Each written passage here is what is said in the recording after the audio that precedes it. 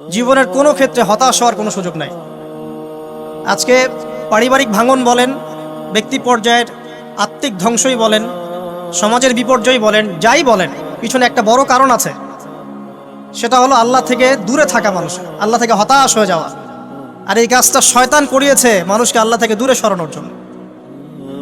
কিন্তু আল্লাহ রাব্বুল আলামিনের কাছে কেউ যদি যেতে চায়, মন থেকে যদি আল্লাহকে একটাবারও ডাকে, আল্লাহ পাক এক ডাকের মাধ্যমেও তার গুনাহ মাফ করতে পারেন। দুজন ব্যক্তির ঘটনা পড়লাম। একজন ব্যক্তি প্রচণ্ড রকম আবেদ, প্রচুর ইবাদত করে। আপনারা জানেন ইবলিসও কিন্তু আবেদ ছিল, ইবলিস কিন্তু প্রচুর ইবাদত করেছে। এখন ওই ব্যক্তির একজন বন্ধু ছিল, এটা বানু ইসরাইলের ঘটনা। তো সেই বন্ধু পাপী ছিল, বিভিন্ন কবিরা গুনাহ করত। আর এই আবেদ ব্যক্তি বারবার তাকে নসিহত করত, গুনাহ ছেড়ে দাও, তুমি পাপ করছো, গুনাহ ছেড়ে দাও। তখন সেই ব্যক্তি যে পাপ করছে সে বলতো যে আল্লাহ কি তোমাকে আমার রক্ষক বানিয়েছেন? আল্লাহ কি তোমাকে আমার উপর দারোগা বানিয়েছেন? আমাকে আল্লাহর হাতে ছেড়ে দাও, আমাকে নসিহত করতে এসো না। একদিন এই আবেদ ব্যক্তি তার বন্ধুকে একটা জঘন্য পাপ করতে দেখলো, এমন একটা পাপ যেটা দেখে তার মনে ধারণা আসলো এটা চরম জঘন্য একটা কাজ। তখন সে মুখ ফসকে বলে ফেলল যে আল্লাহ তোকে আর মাফ করবে না, আল্লাহ তোকে জান্নাত দিবে না। আল্লাহ রাব্বুল আলামিন মালাকুল মাউতকে এই দুজনের কাছে পাঠালেন, দুজনের রূহকে কবজ করা হলো। এবার আল্লাহ পাক তার সামনে তাদেরকে উপস্থাপন করে বললেন যে তোমাকে আমার রহমত সম্পর্কে কে গ্যারান্টি দিয়েছে যে আমি কাউকে রহমত করব কি করব না? যাও, আমি তোমাকে জাহান্নামে পাঠালাম, ওই ব্যক্তি যে আমার রহমত প্রত্যাশা করেছে আমি তাকে জান্নাত দিয়ে দিলাম। দেখুন, এই হাদিসটা শুনলে মনে হয় বাহ্যিক হয়তোবা মুখের একটা কথার কারণেই সে জাহান্নামে চলে গেল। আসলে বিষয়টা এমন নয়। বিষয়টা আমি আপনাকে বোঝাচ্ছি। বিষয়টা হচ্ছে ইবলিসের মতো। ইবলিস কিন্তু শুধু মন থেকেই বলেনি যে খলাকতানি মিন নার ওয়া খলাকতাহু মিন তিন, আমি কেন তাকে সিজদা করব আদমকে, আদম তো মাটির তৈরি আর আমি তো আগুনের তৈরি।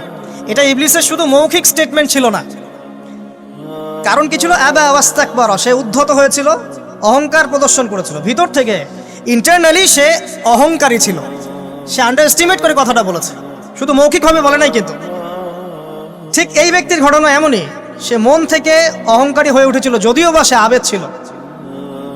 এখানে আমরা যারা প্র্যাকটিসিং মুসলিম হওয়ার চেষ্টা করছি, আমাদের জন্য এখানে নিদর্শন আছে। অচত নামাজ পড়েই ভেবে বসবেন না যে অনেক কিছু করে ফেলছে, এক চিল্লা দিয়ে মনে করে ফেলবেন না যে দিনের জন্য অনেক কিছু করে ফেলছে। একটা হজ করেছেন, ওমরা করেছেন, সিয়াম রেখেছেন, দিনের জন্য দান সদকা করেছেন, একটা মাদ্রাসা মসজিদ করেছেন, ভেবে বসবেন না আপনি সব অনেক কিছু করে ফেলেছেন এবং অন্যরা সব ককরোচ তেলাপোকা, ওরা জাহান্নামে যাবে, এমনটা মনে করবেন। জানি না আমরা যে কার আমলের কতটুকু আল্লাহর কাছে কবুল হচ্ছে। তো এখানে এই ব্যক্তির সমস্যা ছিল এই, সে নিজের আমলটাকে অনেক ভারী মনে করছিল এবং সে স্টেটমেন্ট দিয়ে ফেললো যে তোকে আল্লাহ পাক মাফ করবে না। এই একটা কথা মন থেকে বলার কারণে তার ইহকাল পরকাল দুটা বরবাদ হয়ে গেল, সে জাহান্নামে চলে গেল। ঠিক আরেক ব্যক্তির ঘটনা আছে এমন, এগুলো সবগুলো রেফারেন্স আছে। এক ব্যক্তি প্রচুর ইবাদত করত, আল্লাহ পাক তার ইবাদত করার জন্যে পাহাড়ের চূড়ায় একটা সুন্দর ব্যবস্থাও করে দিয়েছিলেন। সেখানে ডালিম গাছ হতো, ঝর্ণা আসতো, খাবারের কোনো অভাব নাই। হাদিস এসেছে 500 বছর সে ইবাদত করেছে। কত বছর? কিয়ামতের মাঠে এই ব্যক্তির অবস্থা এমন হবে, তাকে জান্নাতে প্রবেশ করানোর জন্য নিয়ে যেতে বলা হবে যাও আমার রহমতে জান্নাতে চলে যাও। আল্লাহ পাক তাকে এই কথাটা বলবেন, কিন্তু এই ব্যক্তি বলবে আমার আমলের কারণে আল্লাহ পাক বলবেন আমার রহমতে জান্নাতে চলে যাও। ব্যক্তি বলবে আমার আমলের কারণে। আল্লাহ রাব্বুল আলামিন তখন তাকে দেওয়া সমস্ত নেয়ামতগুলোকে এক পাল্লায় করবেন আর তার সমস্ত আমলকে আরেক পাল্লায় করবেন। তারপর দেখা যাবে আল্লাহর সমস্ত নেয়ামত তার একটা চোখের সমান হয় নাই। কথা কি বুঝতে পারছেন? একটা চোখের যে নেয়ামত আল্লাহ পাকের, সমস্ত আমল ও 500 বছরের ইবাদত এতটুকু হয়নি। তারপর তাকে বলা হবে ওকে জাহান্নামে নিয়ে যাও। এবার জাহান্নামে যাওয়ার সময় সে বলবে আল্লাহ তোমার রহমতে আমাকে মাফ করে দাও। তখন আল্লাহ পাক তাকে আবার ডেকে নিয়ে আসবে, বলবেন যে তোমাকে যে আমি ইবাদত করার জায়গা করে দিয়েছিলাম, এটা কি তুমি নিজে করেছো না আমি করেছি? সে বলবে আপনি করেছেন। তোমাকে যে আমি সৃষ্টি করেছিলাম তখন কি তুমি কোনো আমল করেছিলে? বলবে না। তাহলে তোমাকে যে সৃষ্টি করেছি আমি, এটা কি তোমার আমলের কারণে? না। তোমাকে সারা দুনিয়াতে এত নিয়ামত দিয়েছি, এটা কি তোমার আমলের কারণে? সে বলবে না। তখন তাকে জান্নাতে প্রবেশ করানো হবে। কিয়ামতের মাঠে এমন অনেক ঘটনা ঘটবে যেটা আমাদের চিন্তার বাইরে। আরেকজন ব্যক্তিকে ডেকে আনা হবে, যে ব্যক্তি একটা দুটা নয় বরং 100টা খুন করেছে। সে 99 জন মানুষকে হত্যা করার পর ফতোয়া খুঁজে বেড়াচ্ছিল যে আমার তওবা কবুল হবে কিনা। একজন আবেদের কাছে গিয়েছে। আবেদ আর আলেম কিন্তু এক জিনিস না। আবেদ মানে যে প্রচুর ইবাদত করে, তার জ্ঞান কম, সে শুধু জানে কিভাবে ইবাদত করতে হয়। আলেম হচ্ছে সে যে শরীয়তের গভীর জ্ঞান জানে, আবার ইবাদতও করে। আবার যারা জ্ঞান আছে আমল নাই, সেও কিন্তু প্রকৃত আলেম না। প্রচুর জ্ঞান আছে কিন্তু জ্ঞান অনুযায়ী আমল করে না, সেও কিন্তু প্রকৃত আলেম নন। এবার আসেন তো, এই আবেদের কাছে গিয়ে সে বলছে আমার কি ক্ষমা হবে? আমি 99টা খুন করেছি। সে বলল তোমার আবার ক্ষমা? তোমার ক্ষমা নাই। তখন এই ব্যক্তি এই আবেদকে হত্যা করে 100টা খুন পূর্ণ করলো, ওকেও সে মেরে ফেলছে। আমার ক্ষমাই হবে না তো তোর বেঁচে থাকার কি দরকার, তুইও মর। কি বুঝতে পারলেন? বর্তমান বিশ্বের উগ্র মাথার পলিটিশিয়ানদের মতো অবস্থা। আমার দেশের সমস্যা, তোর দেশ পারমাণবিক বোমের উড়াই দিব, মানে এরকম একটা অবস্থা। তো আল্লাহ রাব্বুল আলামিন এই ব্যক্তির মধ্যে একটা চেতনা তৈরি করলেন যে আমাকে তওবা করতে হবে। সে তখন সার্চ করতে লাগলো আরো কোনো আলেম আছে কিনা। এরপর অনেক দূরে একজন আলেমের সন্ধান পাওয়া গেল। সে সেখানে গেল, তাকে গিয়ে বলল আমার কি ক্ষমা হবে? সে আলেম তাকে বলল হ্যাঁ, তোমারও ক্ষমা হতে পারে। যাও তুমি ইস্তেগফার করো এবং এই এলাকা থেকে অন্য এলাকায় চলে যাও। মানে যে এলাকায় তুমি অনেক দিন ছিলে, যেখানে তুমি অনেক পাপ কাজ করেছো, এখানে থাকার দরকার নাই। তওবা করে তুমি অন্য কোথাও চলে যাও, নতুন একটা জীবন শুরু করো। এখানে থাকলে হবে কি, তোমার স্মৃতিগুলো তোমাকে তাড়িয়ে বেড়াবে এবং মানুষ তোমাকে খারাপ নজরে দেখতেই থাকবে, তুমি তখন কষ্ট পাবে। এই জন্য তুমি চলে যাও। তো চলে যেতে যেতে সে রাস্তায় ইন্তেকাল করে। এবার তার রুহ নিবে কে? এই জন্য দুদল ফেরেশতা আসছেন, জান্নাতি এবং জাহান্নামী। তাদের মধ্যে বাক বিতরটা হচ্ছে কে রুহ নিয়ে যাবে। তো জাহান্নামের ফেরেশতারা বলছেন সে এতগুলো খুন করেছে, তার রুহটা আমরা নিব। আর জান্নাতি ফেরেশতারা বলছেন না, সে তওবা করতে এসেছিল, অতএব সে আল্লাহর অভিমুখী হয়েছে, তার রুহটা আমরা নিব। আল্লাহ পাক এখানে একটা কৌশল করলেন।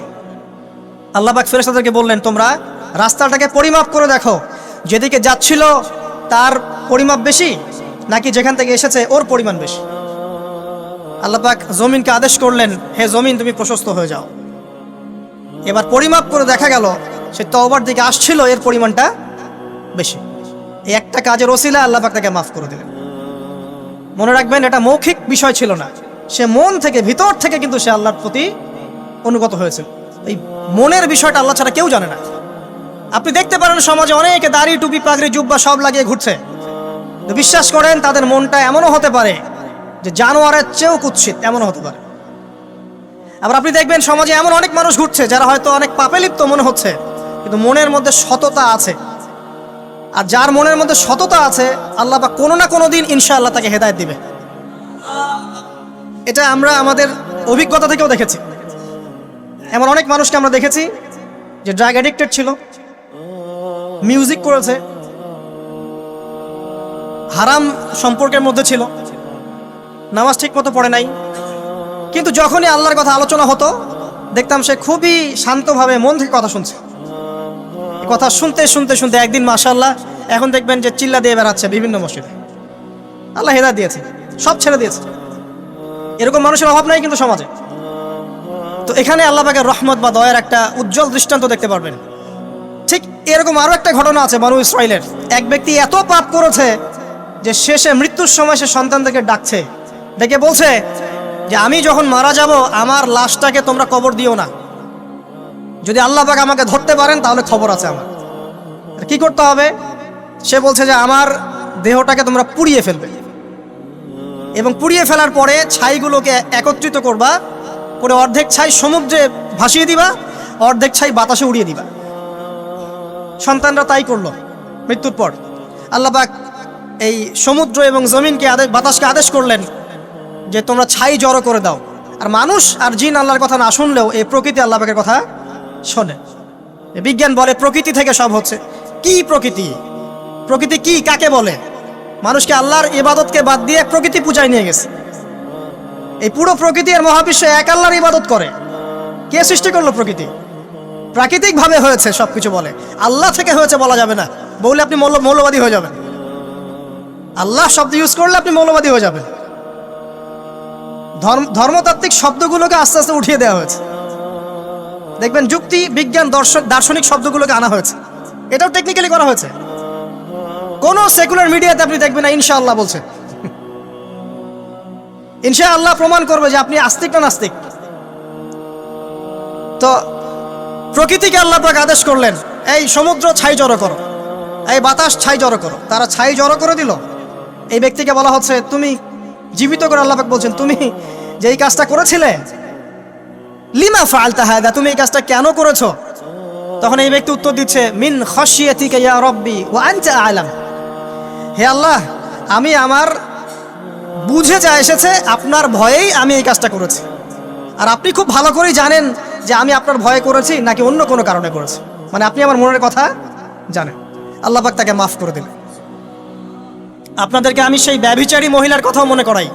ওই মহিলা, যে ব্যক্তি একজন যৌনকর্মী ছিল, বা যেটা আমরা বলি ব্যভিচারিণী মহিলা ছিল, একটা কুকুরকে দেখেছে সে পানি পান করার জন্য তৃষ্ণার্ত, সে এটাতে মায়া করে দয়া করে তার মোজাটাকে নামিয়ে এই কূপ থেকে পানি উঠিয়ে কুকুরকে পান করিয়েছে।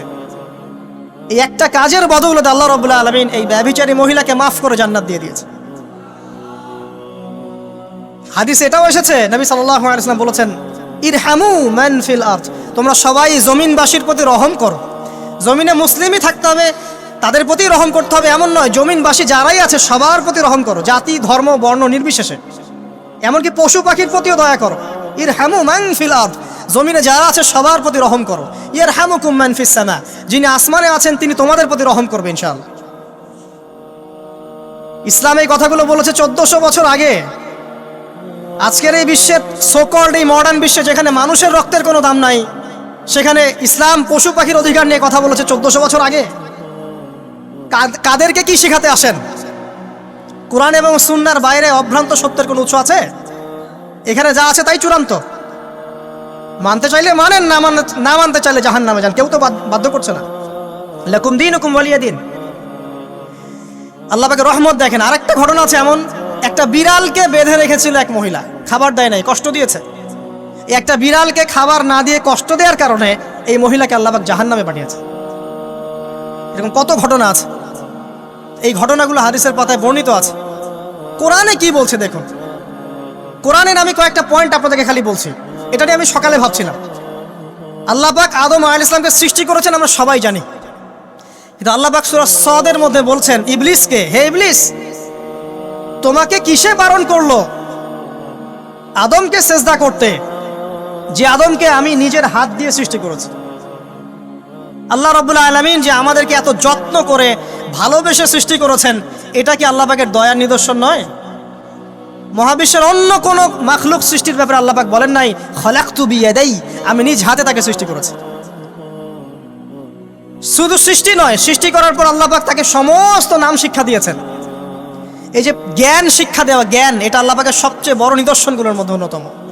এবং আল্লাহ পাকের সবচেয়ে বড় দয়া, আমার মত এটা, মানব জাতির উপরে আল্লাহ পাকের সবচেয়ে বড় দয়াটা হচ্ছে কি জানেন? আল্লাহ পাক আমাদেরকে জ্ঞান শিক্ষা দিয়েছেন, ওহী নাজিল করেছেন। এটা সব কিছুর ঊর্ধ্বে। কারণ আপনি তওবা করবেন, জ্ঞান লাগবে। নামাজ পড়বেন, জ্ঞান লাগবে। রোজা রাখবেন, জ্ঞান লাগবে। যাকাত দিবেন, ইলম লাগবে।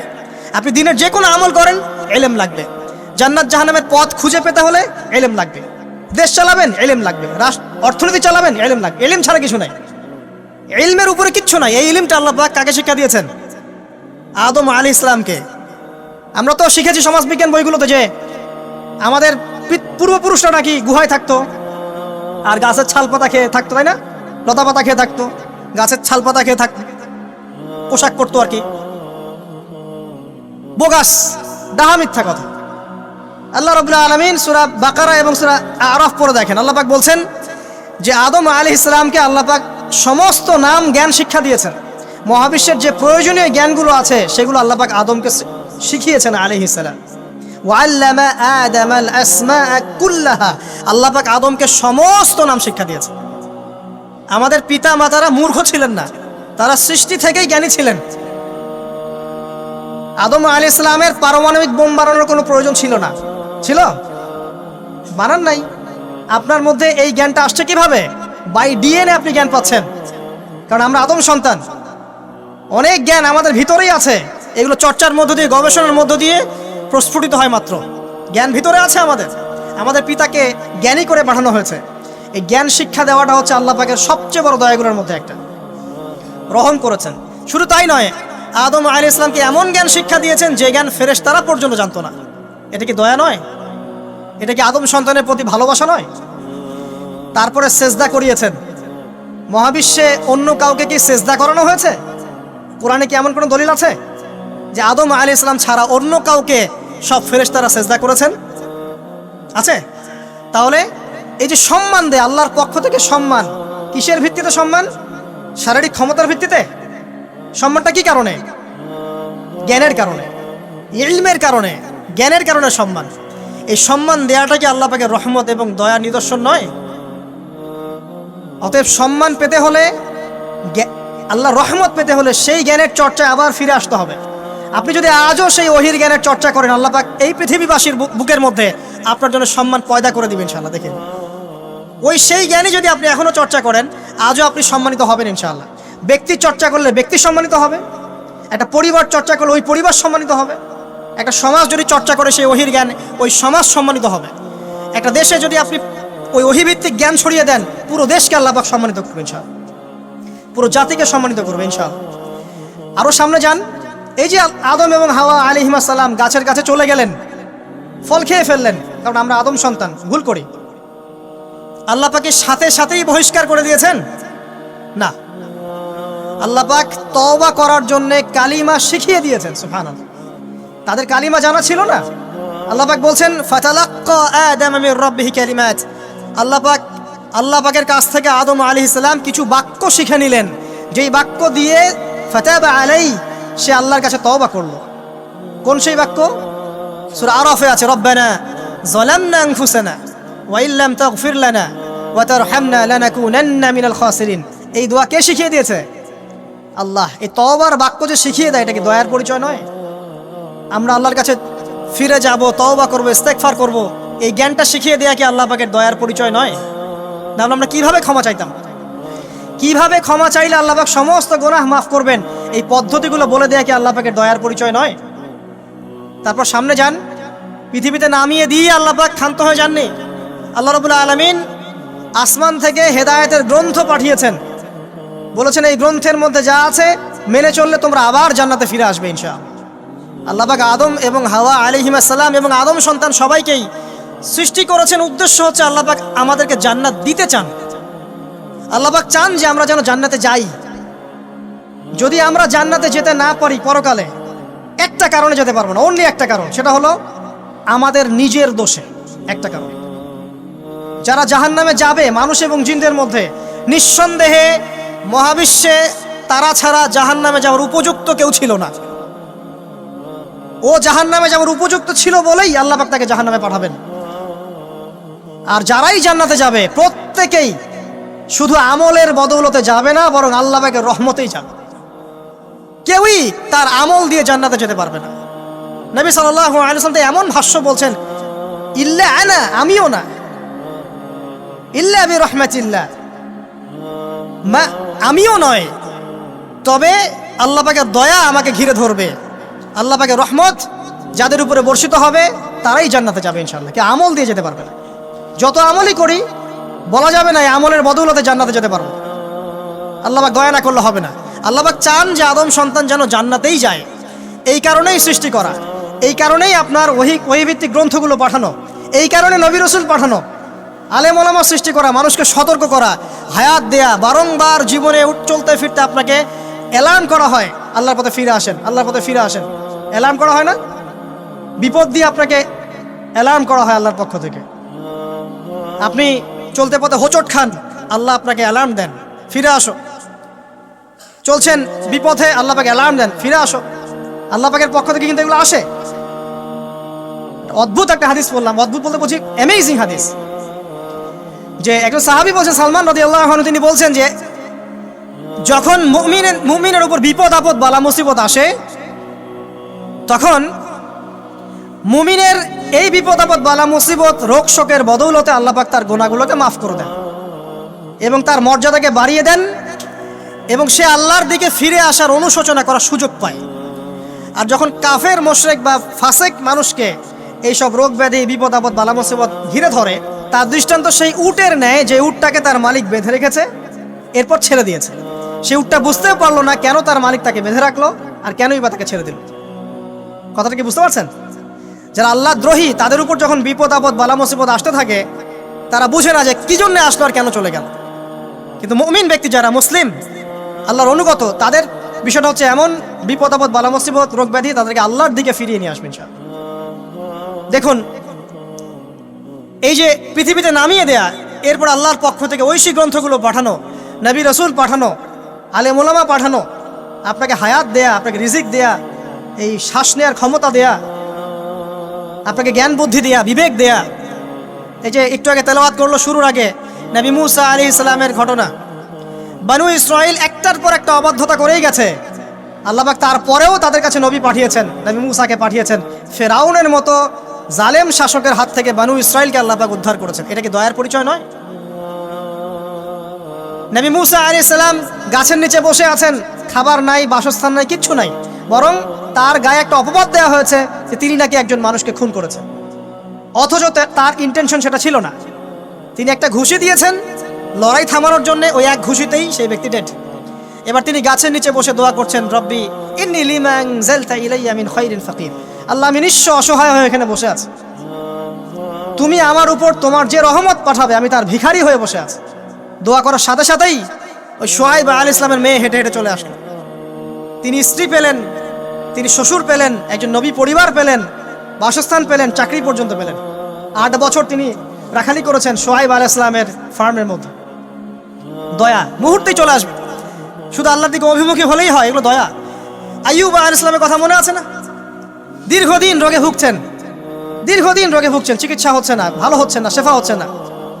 এখানে যারা আধ্যাত্মিকত্ব নিয়ে পড়াশোনা করেন, লেখালেখি করেন, তারা বলেছেন তাদের কিছু কিতাবের মধ্যে, রোগটা যখন এমন একটা পর্যায়ে চলে আসলো যে তিনি জিহ্বাটা নড়াতে পারছেন না, কারণ তিনি আল্লাহ পাকের জিকির করতে প্রচণ্ড ভালোবাসতেন। এক পর্যায়ে রোগটা এমন একটা জায়গায় চলে আসলো যে জিহ্বাটা তিনি নড়াতে কষ্ট হচ্ছে। তখন গিয়ে তিনি বলছেন, রব্বি আন্নী মাসসানি আদ-দুররু ওয়া আনতা আরহামুর রাহিমিন। হে আল্লাহ, আমাকে কষ্ট স্পর্শ করেছে, আর তুমি তো ক্ষমাকারী, রহমকারীদের মধ্যে সর্বশ্রেষ্ঠ রহমকারী। আমি জিকির করতে পর্যন্ত পারছি না, আল্লাহ আমার রোগটা শেফা দিয়ে দাও। বলার সাথে সাথে আল্লাহ রাব্বুল আলামিন প্রস্রবণ ঝর্ণা তৈরি করলেন, এখানে গোসল করো, শেফা হয়ে গেল। এগুলো কি রহমতের পরিচয় নয়? এখানে এক শ্রেণীর স্কলার এমনও বলেছেন, আজকে আমরা যারা বাহ্যিক সৌন্দর্য নিয়ে বেশি গর্ব করি আর কি, আত্মিক সৌন্দর্যের চাইতে বাহ্যিক সৌন্দর্য নিয়ে যারা বেশি গর্ব করি, যদি আল্লাহ পাক আমাদের পোশাকটাকে পরিবর্তন করে দেন, আত্মাটাকে দেহের পোশাক দেন আর দেহটাকে আত্মার পোশাক বানায় দেন, তাহলে দুর্গন্ধে কি আমাদের সামনে আসতে যাবে না। কথা আপনারা বুঝতে পারছেন না? আইয়ুব আলাইহিস সালামের আত্মাটা ছিল পবিত্র, পরিশুদ্ধ, তার দেহের মধ্যে রোগ হয়েছিল। আর এই পুরো বিশ্বের ম্যাক্সিমাম লোকের মানুষের রোগ এখন আত্মায়, দেহে নয়। আবার বলছি, হয়তো বুঝতে পারছেন না। আইয়ুব আলাইহিস সালামের রোগটা হয়েছিল দেহে, বাইরে। তার আত্মা ছিল পবিত্র, পরিশুদ্ধ আত্মা। দেহের রোগের একটা পর্যায়ে যখন জিহ্বাটায় ইফেক্ট হলো, তখন জিকির করতে তার কষ্ট হচ্ছে, তখন তিনি দোয়া করছেন, আল্লাহ আমার এই রোগটাকে শেফা দিয়ে দাও। আর এখনকার পুরো জেনারেশন, এই সভ্যতার রোগ হচ্ছে ভিতরে আত্মায়। দেহের রোগের চাইতে এদের আত্মার রোগটা বেশি।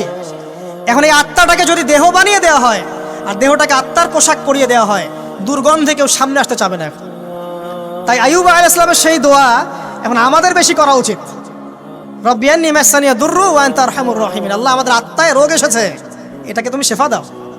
দেহের রোগ লেস ইম্পর্টেন্ট, আত্মার রোগটা বেশি ইম্পর্টেন্ট। এরকম নিদর্শন কোরআনের পাতায় পাতায় ছড়িয়ে আছে। আসহাবুল কাহফ, পুরো সমাজ ওদেরকে মেনে নিচ্ছে না, গুহায় চলে গেলেন, ঘুম পাড়িয়ে দিলেন আল্লাহ পাক 309 বছর। কত বছর? 309 বছর একটা দোয়ার বদৌলতে তারা বলেছিল রব্বানা আতিনা মিন লাদুনকা রাহমা ওয়া হাইয়্ লানা মিন আমরিনা রাশাদা। আল্লাহ পাক শুধু ঘুম পাড়িয়ে রাখলেন না, তাদের মধ্য দিয়ে আল্লাহ পাক পুরো একটা সভ্যতাকে হেদায়েত করে দিলেন। আলহামদুলিল্লাহ, যে সভ্যতা বিশ্বাস করতো না যে পরকাল বলে কিছু আছে। দাকিয়ানুস বাদশার সেই জুলুম থেকে আল্লাহ পাক এই 10 জন বা 9 জন যুবককে বাঁচালেন, ওদেরকে কিয়ামত পর্যন্ত কোরআনের পাতায় স্থান দিলেন, নিদর্শন বানালেন এবং তাদের মধ্য দিয়ে একটা পুরো সভ্যতাকে হেদায়েত দিলেন। সুবহানাল্লাহ, যেখানে যাবেন এই নিদর্শন। আর কার কথা বলবো? জুলকারনাইন, মনে আছে? কোন সূরা আছে জুলকারনাইনের কথা? সূরা কাহফ। আল্লাহ পাক তাকে এমন রহমত করেছিলেন যে মাশরিক মাগরিব মানে পূর্ব পশ্চিম পর্যন্ত তাকে রাজত্ব দিয়ে দিয়েছেন। আজকে তো আমরা এই সামান্য একটু ক্ষমতা পেলেই আমাদের কেউ চেনে না, গায়ে হাতি দেওয়া যায় না, ঠিক আছে? মানে তখন সে নিজেকে মনে করে যে সে এই পৃথিবীর সব কিছু, বাকি মানুষ আর মানুষ না। ক্ষণস্থায়ী সামান্য একটু ক্ষমতা দিয়ে দেখবেন আমাদের অবস্থা খারাপ। আমাদের এই যে জীবন, আমাদের রিজিক, আমাদের পরিবার, আমাদের সুস্থতা, আমাদের জ্ঞান, আমাদের সমাজ বলেন, রাষ্ট্র, আমাদের অর্থনীতি, এই বিশ্ব, এই সব কিছুই একটা বিষয়কে কেন্দ্র করে টিকে আছে। শুধুমাত্র একটা বিষয়ের সাথে এই পুরো মহাবিশ্ব সম্পর্কিত। আমাদের জীবনের প্রতিটা বিষয় শুধুমাত্র এবং শুধুমাত্র আল্লাহ পাকের রহমতের উপর টিকে আছে। আল্লাহ পাকের রহমত আমাদের ব্যক্তি জীবন, পারিবারিক জীবন, আমাদের দেহ, আমাদের মন, আমাদের জ্ঞান, অর্থনীতি, ব্যবসা বাণিজ্য, আমাদের রাষ্ট্র, সব কিছুর মধ্যে শুধুমাত্র আল্লাহ পাকের রহমত দিয়ে ভর্তি। আল্লাহ পাকের রহমতের এত বিশাল সমুদ্র যেটা উপলব্ধি করার ক্ষমতা আমাদের নাই। আমরা যদি সবাই ঠান্ডা মাথায় একটাবার খালি ভাবতে বসি, সবাই যার যার জায়গা থেকে ভাবি যে আল্লাহ পাক আমাদেরকে কি কি রহমত দিয়ে রেখেছেন, কি কি নিয়ামত দিয়ে রেখেছেন। ওয়া ইন তাউদ্দু নি'মাতাল্লাহ লা তুহসুহা। তোমরা যদি আল্লাহ পাকের নিয়ামত গণনা করা শুরু করো, কোশ্চিনকালেও গুণে শেষ করতে পারবে না। আল্লাহ পাক সূরাতুল জুমারের মধ্যে বলেছেন, কুল ইয়া ইবাদিয়াল্লাযীনা আসরাফু আলা আনফুসিহিম।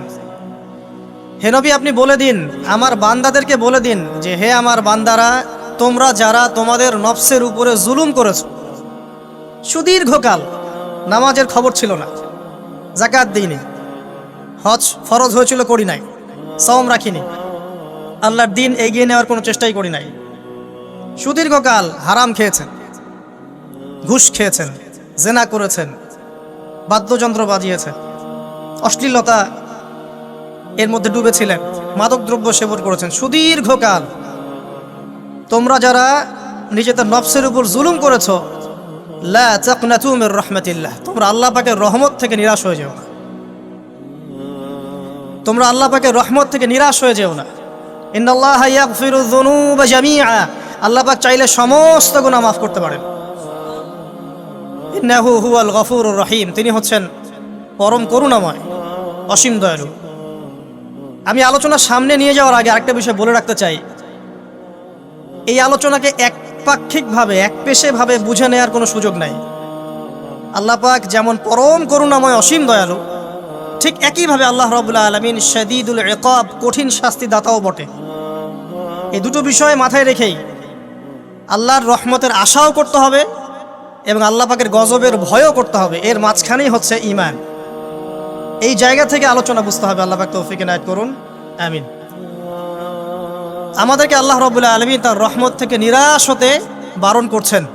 যে যত পাপ করেছে জীবনে, যদি একটা বার কেউ যদি আল্লাহ পাককে মন থেকে ডাকে, চোখ দিয়ে ঝরঝর করে পানি পড়ে, আল্লাহ পাককে বলে, সেজদায় গিয়ে পড়ে আল্লাহকে বলে রব্বিক ফিরলি, আল্লাহ আমাকে মাফ করে দাও, তার মনের মধ্যে যদি সততা থাকে, মন থেকে যদি সেই কথাটা বলে থাকে, আল্লাহ পাক শুধু তাকে ক্ষমাই করবেন না, তার সমস্ত গুনাহগুলোকে আল্লাহ নেকি দিয়ে পরিবর্তন করে দেবেন। একটা হাদিস পড়ছিলাম, নবী করিম সাল্লাল্লাহু আলাইহি ওয়াসাল্লাম তিনি বলছেন যে লাম্মা কাদাল্লাহুল খালক, যখন আল্লাহ রাব্বুল আলামিন এই মহাবিশ্ব সৃষ্টি করেন, তখন আল্লাহ রাব্বুল আলামিন কাতাবা কিতাবান, একটা কিতাব লিখেছেন। একটা কিতাব আছে আল্লাহর কাছে, কাতাবা কিতাবান ফাহুয়া ইনদাহ ফাওকাল আরশ, যেই কিতাবটা আল্লাহর নিজের কাছে আছে, আরশের উপরে, সেখানে আল্লাহ পাক লিখে রেখেছেন। কি লিখেছেন? ইন্না রহমতি সাবাকাত গদবি, প্রতিটা ক্ষেত্রেই আমার রহমত, আমার দয়া, আমার করুণা আমার গজবকে পরাজিত করেছে। মানে আল্লাহ রাব্বুল আলামিনের গজব এর উপরে আল্লাহ পাকের রহমত অবস্থান করছে।